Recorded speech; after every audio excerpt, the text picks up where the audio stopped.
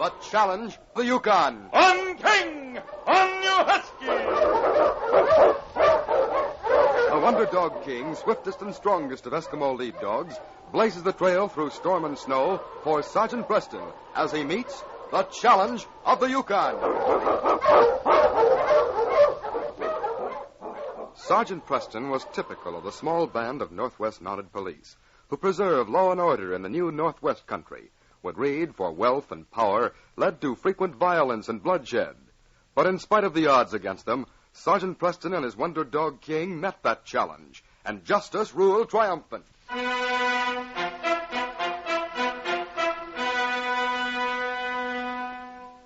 Old Judd Peters had watched the Lula Belle unload its passengers at Whitehorse on its last trip of the season. It was about to leave the dock when he noticed a man standing helplessly amid a mountain of baggage. The man's clothes would have been highly appropriate in a London club, but he looked strange to old Judd, who had lived in the Yukon Territory for 10 years.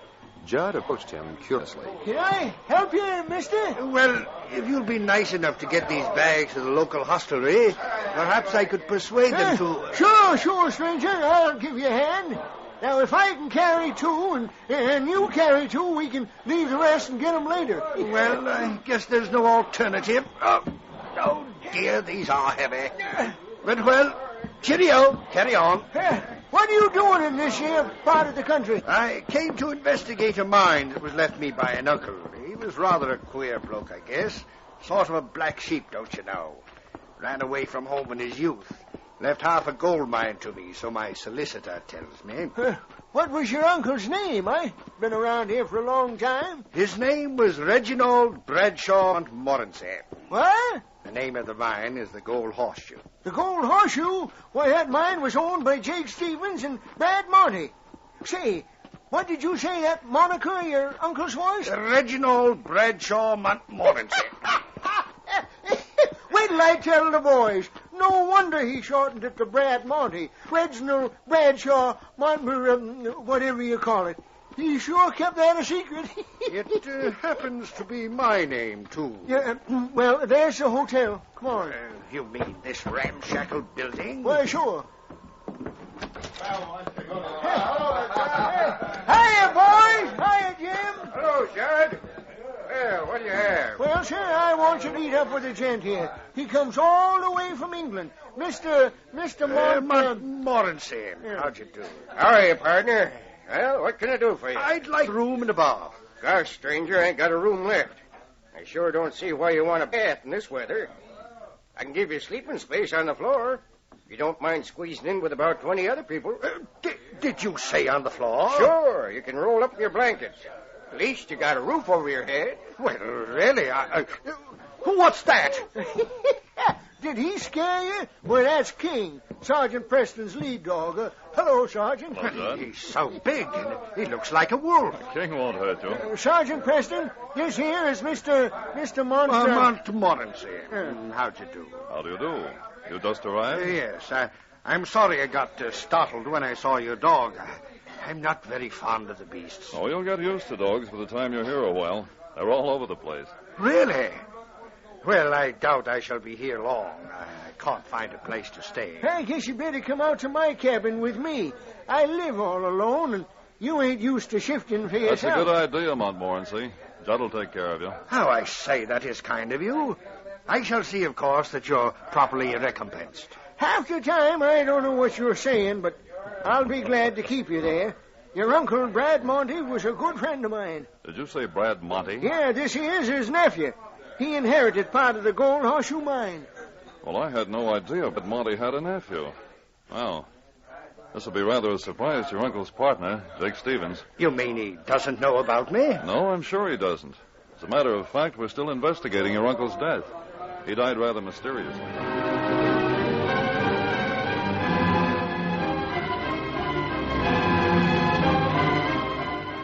Jake Stevens was alone in his cabin when Monk Brand burst in. Jake, you know who just blew into town? Monk, what's wrong? A dude by the name of Montmorency. Says he's Brad Monty's nephew and claims his uncle left him half the Gold Horseshoe mine. Then Brad wasn't blind. He did have a family in England. And he had sent them papers before he died. Say, I bet he had a hunch something was going to happen. And it seems like we went to a lot of trouble for nothing. I suppose this means I don't get part of Brad's holdings. Not if this nephew is a real thing. Well, then you better start handing over part of yours. I didn't help you with that little job just to amuse myself. You didn't take a risk. Nobody knows that Brad's death was an accident. That Mountie Preston ain't satisfied. He keeps smoking around Whitehorse, asking questions about it all the time. What's this nephew like? He's a sissy sort of fella. The worst greenhorn I ever saw. All dressed up in fancy clothes, and he don't know a muckluck from a malamute. He shouldn't be hard to handle. No? What do you mean? Where's he staying? There wasn't room at the hotel, and old Judd Peters was taking him to his cabin. Judd Peters? It kind of worries me. Judd was a friend of Brad Monty's. He didn't like the way Monty died, either. Maybe we can get rid of both of them at once. What? Well, here's what you do. Watch the cabin. As soon as they leave it tomorrow, you pour some oil around the bottom of the walls. Yeah? If we do something soon enough, we'll be in the clear. Nobody knows that we know he's in town.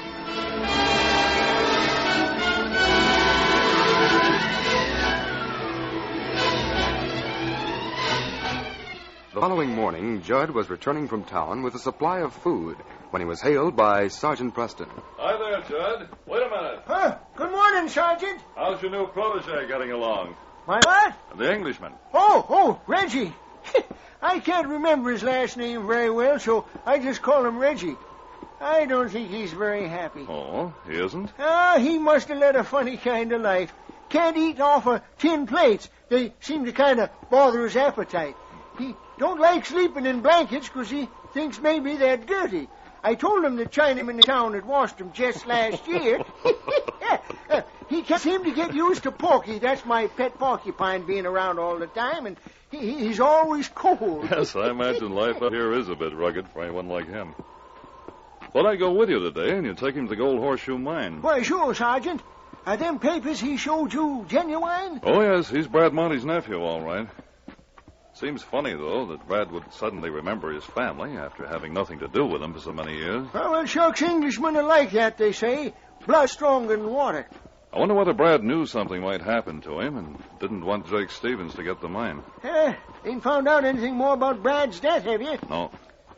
Hey, King, come in with us, boy.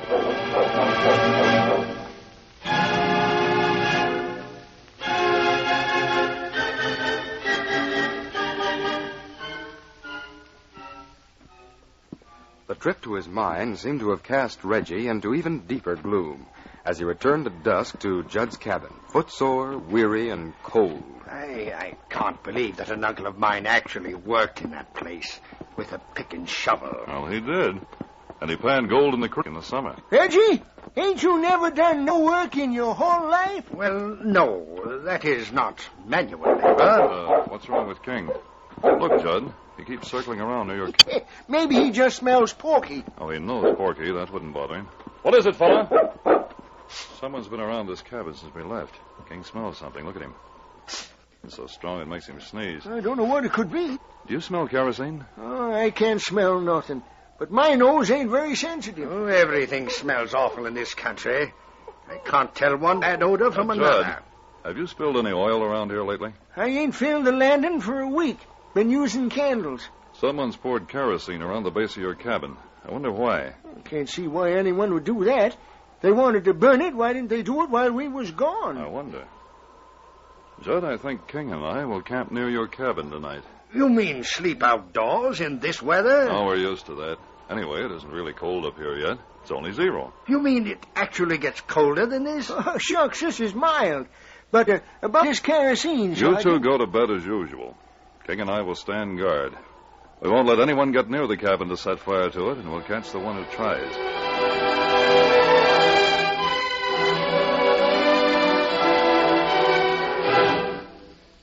The northern lights flashing across the sky lighted up the small clearing around Judd's cabin as Preston lay concealed within view of it, his lead dog King stretched close beside him.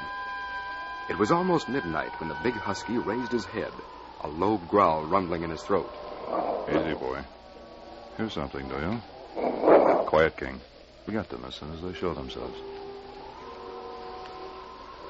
But the Mountie saw no one as he peered through the darkness. Then suddenly, from a clump of trees well back from the clearing, a flaming arrow shot through the air, landing at the base of the oil-soaked cabin. Then another followed quickly, stuck into the wall, and flames roared skyward. They've used arrows. After them, King. Over there, boy. Get them. Judd, Reggie, get up. Get out of here. The cabin's on fire. Sergeant Preston, Marshal Mighty, What is it? Get out, I What's say, going while on? you still have time. We can't save the cabin. I'm going after the people who did this. Come on, Marty, let's get out of here. King! King, where are you, boy? Help me, somebody. Hold him, fella. I'm coming. Take him away. Take him off. Help. You caught him quickly, didn't you, fella? Good. Take him off before he kills me. All right. Back, King. Let him up. Oh, you almost chewed me to pieces. Well, Monk Brand. So you're the one who tried to burn Judd's cabin. No, I ain't. And I ain't afraid to tell who done it. The dirty skunk ran when this dog jumped me. Deserted you, eh? Probably thought King would kill you. Yeah, that's what he thought. Let me take the rap for him. It was Jake Stevens. He shot them arrows. Jake Stevens. First his partner, Brad Monty, and now he's trying to get rid of Monty's heir. I can tell you plenty about Brad Monty's death, too. Jake Stevens ain't getting away with this.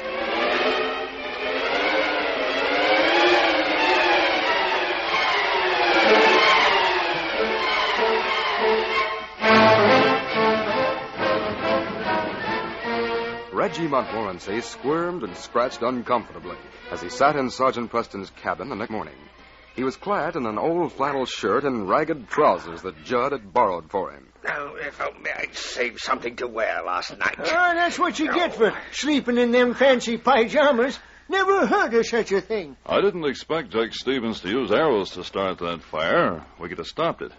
I'm sorry you lost everything, Judd. Oh, I don't mind, as long as you got them varmints locked in jail where they belong. Reggie can run his mine in peace now. He'll be in prison for a long time. You say I can run the mine? Why, yes, it's yours, you know. And to run it, I'd have to stay in this country, live like this, and wear clothes such as this? Oh, shucks, Reggie. You'd get used to it. You look more like a prospector already. Judd, you really like this life, don't you? Living here in the cold, roughing it, so to speak? Sure I do, Reggie. Ain't never lived no other way. And now your cabin has been burned. Oh, I can build another one. Judd, you've done so much for me. I wonder if you'll do one thing more. Why, sure, Reggie, sure. We Montmorencys always pay our debts. I'd like to make up for that bit of arson that was so disastrous for you, and recompense you somewhat for your hospitality. Oh, gosh, Reggie, I sure wish you'd talk English. Well, Judd, what I'm trying to say is I want you to accept half my share in the Gold Horseshoe Mine and run it for me. You mean you're giving me half it? Gosh. You see, I'm really grateful to you and Sergeant Preston. You took me in, and he saved my life. If it hadn't been for this dog King... If it hadn't been for King, we'd both be a couple of cinders. Sergeant Preston's the one Reggie that knows deserves we it. can't accept anything for just doing our duty. I want to go back to England. Please, Judd, accept my offer. And see to it that this beautiful dog never lacks anything. Well, thanks, Reggie. I'll take care of the mine for you. And as for King ever lacking Well, I guess anything... that's one thing you'll never have to worry about, Reggie. Not while I'm alive. Willie boy.